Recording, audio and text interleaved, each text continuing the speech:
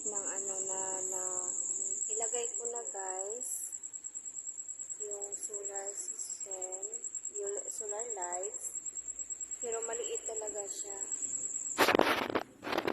Tsaka hindi siya aabutin sa ano tawag nito, hindi siya aabutin ng umaga, humina agad.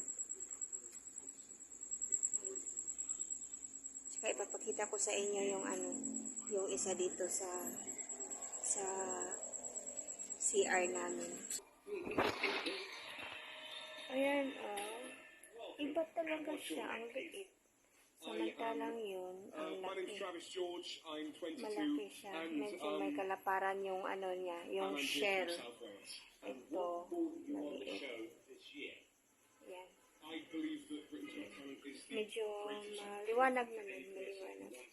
Hindi ko na ipapakita sa baba. Kasi, hindi pa masyadong ano, maliwanag naman siya.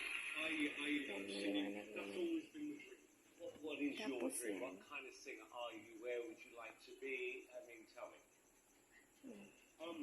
Pero na ano, nabudol talaga ako dito sa isa.